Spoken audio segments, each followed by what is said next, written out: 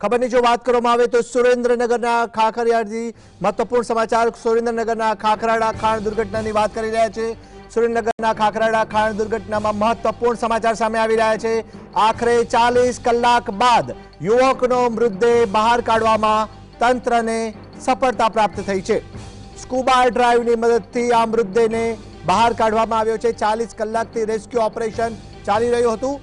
Loader machine રિવર્સમાં લેતા સમયે આ સમગ્ર ઘટના બની હતી અને જેને લઈને 40 કલાકથી રેસ્ક્યુ ઓપરેશન હાથ ધરાયું। ખાણમાં 180 ફૂટ અંદરથી યુવકનો મૃતદેહ બહાર કાઢવામાં આવ્યો છે। મહત્વપૂર્ણ સમાચાર, ખાણમાં 40 ફૂટ પાણી ભરાયેલું હતું, તેની નીચે લોડર મશીન અને યુવકનો મૃતદેહ હતો। સુરેન્દ્રનગરના ખાખરાડામાં ખાણ દુર્ઘટનાની વાત કરવામાં આવે તો આજે બાબતને લઈને સમાચાર સામે આવ્યા। 40 કલાક બાદ યુવકનો મૃતદેહ બહાર કાઢવામાં તંત્રને સફળતા પ્રાપ્ત થઈ છે। આખરે 40 કલાક બાદ યુવકનો મૃતદેહ બહાર કાઢવામાં આવ્યો છે। સ્કૂબા ડ્રાઈવની મદદથી મૃતદેહને બહાર કઢાયો છે।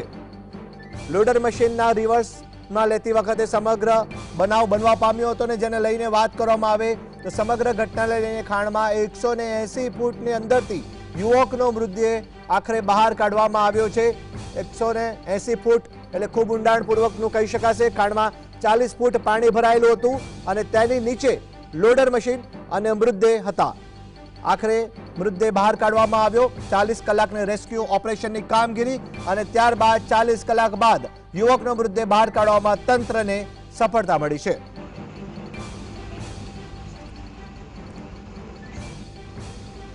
વધુ જાણકારી માટે સુરેન્દ્રનગરથી જોડાયા છે ફોન લાઈન પર સંવાદદાતા ફઝલ। જી ફઝલ, જણાવશો, ખાખરાડા ખાણ દુર્ઘટનાની વાત કરવામાં આવે તો 40 કલાક બાદ આખરે યુવકનો મૃતદેહ ખાણમાંથી બહાર કાઢવામાં તંત્રને સફળતા મળી। શું છે વધુ જાણકારી? ખાસ કરીને સુરેન્દ્રનગર જિલ્લાના મૂળી તાલુકાના ખાખરાડા ગામે 40 કલાક પહેલા જે લોડર મશીન પાછું રિવર્સમાં લેતા સમયે ડ્રાઈવર સહિત આ લોડર મશીન છે તે ગેરકાયદેસર કાર્બોસેલની ખાણમાં ખાબકી ચૂક્યું હતું અને જે 21 વર્ષીય યુવક છે તેનું ઘટના સ્થળે મોત નીપજવા પામ્યું હતું। પરંતુ તંત્ર દ્વારા 40 કલાકની મહેનત બાદ હવે આ જે ખાણ છે તેમાંથી આ મૃતદેહ છે તે બહાર કાઢવામાં આવ્યો છે। રાજકોટ ફાયર બ્રિગેડની ટીમ, સુરેન્દ્રનગર ફાયર બ્રિગેડની ટીમોને 40 કલાકના રેસ્ક્યુ બાદ પણ સફળતા ન મળી હતી અને અંતે મોડી રાત્રે સ્કૂબા ડ્રાઈવની ટીમો બોલાવી લેવામાં આવી હતી અને આ જે ખાણ છે તેમાં પાણી ભરાયેલું હોવાના કારણે સ્કૂબા ડ્રાઈવના જે કમાન્ડો હતા તે ઓક્સિજન સાથે ખાણમાં ઉતર્યા હતા અને લોડર મશીન અને જે મૃતદેહ છે તે મોડી રાત્રે બહાર કાઢવાની કામગીરી શરૂ કરવામાં આવી હતી। પરંતુ આ કામગીરી પણ સતત 8 કલાક જેટલો સમય ચાલી હતી અને અંતે આ જે સ્કૂબા ડ્રાઈવના કમાન્ડો છે તેમને સફળતા મળી છે।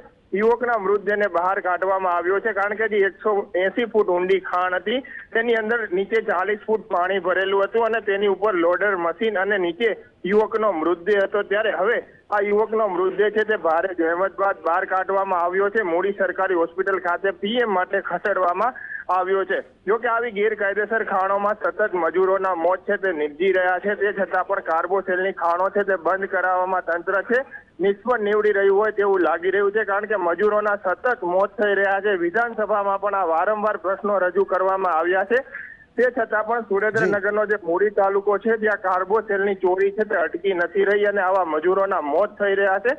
ત્યારે આ સંદર્ભે હવે પોલીસ વિભાગની ટીમો, મામલતદાર અને ખાસ કરી પ્રાંત અધિકારી સહિતના જે અધિકારીઓ છે તે પણ દોડી ગયા છે અને આ મામલે તપાસનો ધમધમાટ શરૂ કરાયો છે। જી ફઝલ, એક પ્રશ્ન એ ઉપસ્થિત થાય છે કે ગેરકાયદેસર કાર્બોસેલની ખીણની વાત કરવામાં આવે, આ ઘટના બનવા પામી અને 40 કલાક બાદ યુવકનો મૃતદેહ હવે બહાર કાઢવામાં આવ્યો છે।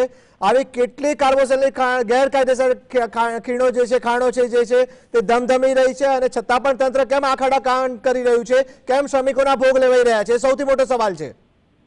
સુરેન્દ્રનગર જિલ્લાની જયારે વાત કરવામાં આવે તો મૂળી, સાયલા, ચોટીલા અને થાન પંથકમાં 1000થી વધુ આવી ગેરકાયદેસર કાર્બોસેલની ખાણો ધમધમી રહી છે।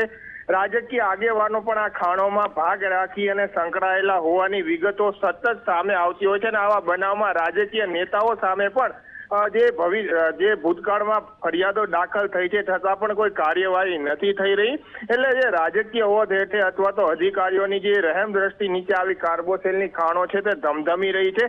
1000થી વધુ ખાણો છે તે ગેરકાયદેસર કાર્બોસેલ કાઢી અને સરકારની તિજોરી ઉપર પણ કરોડો રૂપિયાનું નુકસાન પહોંચાડી રહ્યું છે, કારણ કે જે કાર્બોસેલ છે તે જમીનમાંથી બહાર કાઢવા માટે કેન્દ્ર સરકારની પરમિશન લેવાની જરૂર હોય છે, પરંતુ ખનીજ માફિયાઓ સ્થાનિક તંત્ર અને કોઈ પણ પ્રકારની પરમિશન વગર જ આવા ગેરકાયદેસર ખોદકામ કરી ખાણો ખોદી સુરંગો બનાવી નાખતા હોય છે અને આવા મજૂરોના મોતના સોદાગર બની જતા હોય છે। ત્યારે વધુ એક વખત આ પ્રકારની ઘટના બની છે અને થાન, મૂડી, ચોટીલા અને સાયલા પંથકમાં 1000થી વધુ આવી ગેરકાયદેસર કાર્બોસેલની ખાણો ધમધમી રહી છે। ચોટીલા પ્રાંત અધિકારી દરોડા પાડી રહ્યા છે, તે છતાં પણ આ જે ખાણો છે તે બંધ થવાનું નામ નથી રહી।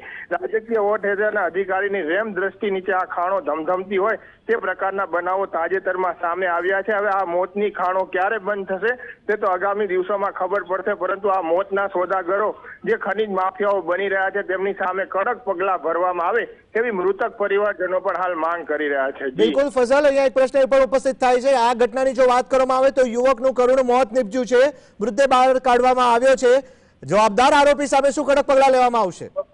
હાલના જે 40 કલાક જેટલો સમય વીતી ચૂક્યો છે, આ ઘટના બની 40 કલાક સુધી રેસ્ક્યુની ટીમો આવી ગઈ, ફાયર બ્રિગેડની ટીમો આવી ગઈ, સ્કૂબા ડ્રાઈવની સ્પેશિયલ ટીમો આવી ગઈ, જેનું 1 કલાકનું ભાડું લાખો રૂપિયા હોય છે, તે ટીમનો ઉપયોગ કરી અને આ મૃતદેહ બહાર કાઢવામાં આવ્યો છે। પરંતુ તંત્રના અધિકારીઓ પણ ત્યાં બધું નરી આંખે જોઈ રહ્યા છે, પરંતુ હજુ સુધી જે આ જે ખાણ છે તે વિઠ્ઠલ જાગા નામના જે ખનીજ માફિયો છે તેની ખાણ હોવાનું હાલ પ્રાથમિક વિગતમાં સામે આવ્યું છે। ગૌચર જમીનોમાં 25 જેટલી ખાણો તેને આ જે ખાણમાં દુર્ઘટના બની તેની નજીકમાં હજુ પણ 25 જેટલી ખાણો છે તેને બનાવી નાખી છે અને હજુ પણ ત્યાં કાર્બોસેલનું ખોદકામ ચાલુ રાખવામાં આવ્યું હતું, પરંતુ આ ઘટના બની ત્યારબાદ બંધ કરવામાં આવ્યું છે। હજુ સુધી કોઈ પણ પ્રકારની પોલીસ ફરિયાદ પણ દાખલ નથી થઈ। આ જે ખનીજ માફિયો છે તેના વિરુદ્ધમાં કોઈ કાર્યવાહી પણ નથી થઈ, તેની અટકાયત પણ નથી થઈ અને ખનીજ માફિયો હાલ ભૂગર્ભમાં ઉતરી ગયો છે। ચોક્કસથી જ્યારે વાત કરવામાં આવે તો પ્રાંત અધિકારી, પોલીસ સહિતની ટીમો ત્યાં નરી આંખે આ જે રેસ્ક્યુ ચાલતું હતું તે જોઈ રહી હતી, પરંતુ હજુ સુધી ઘટનાના 40 કલાક બાદ પણ પરિવાર ન્યાય માટે તડપી રહ્યો છે અને કોઈ કાર્યવાહી નથી કરવામાં આવી। જી ફઝલ, આપ જોડાયા, આપનો આભાર। તો આખરે 40 કલાકના રેસ્ક્યુ ઓપરેશન બાદ યુવકનો મૃતદેહ બહાર કઢાયો છે।